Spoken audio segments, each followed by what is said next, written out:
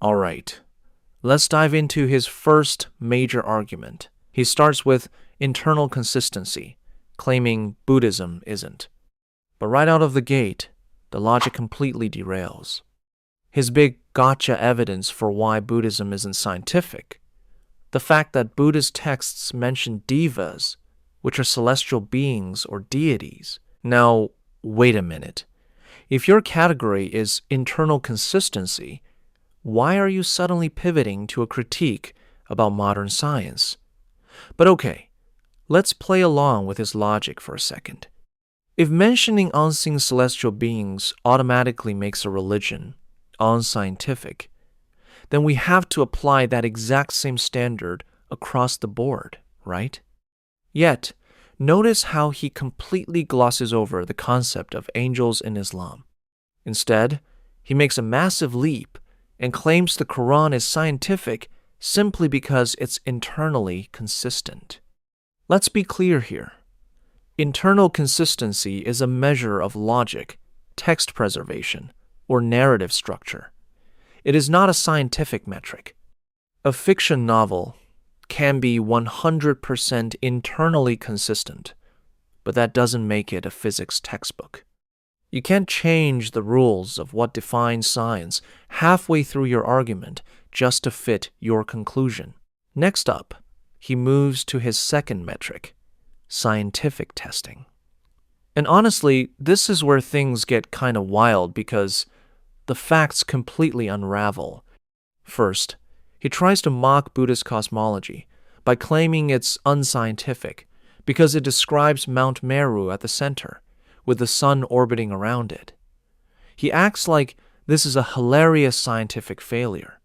But wait, the sun does orbit the center of our galaxy. Did he miss that day in science class?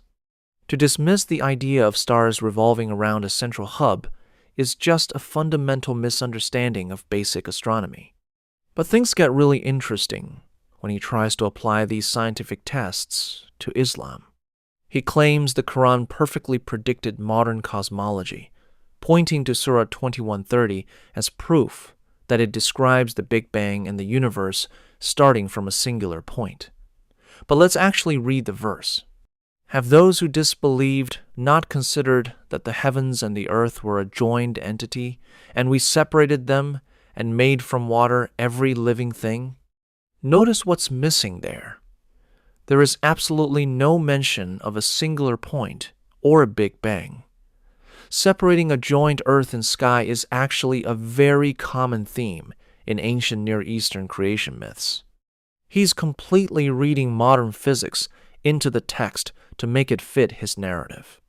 Then he brings up embryology, claiming the Quran's description of a fetus developing in the womb matches modern science perfectly. But here's the problem. If you look at ancient Hindu medical texts like the Garbha Upanishad or early Buddhist writings, you find highly detailed descriptions of embryological stages written centuries before Islam. So, if having an early description of development makes a religion scientific and divinely inspired, then, by his own logic, he just validated Hinduism and Buddhism. What makes Islam special here if his rivals did it first? Finally, he has to do some major damage control regarding Surah 18 to 86, which says the sun sets in a muddy spring.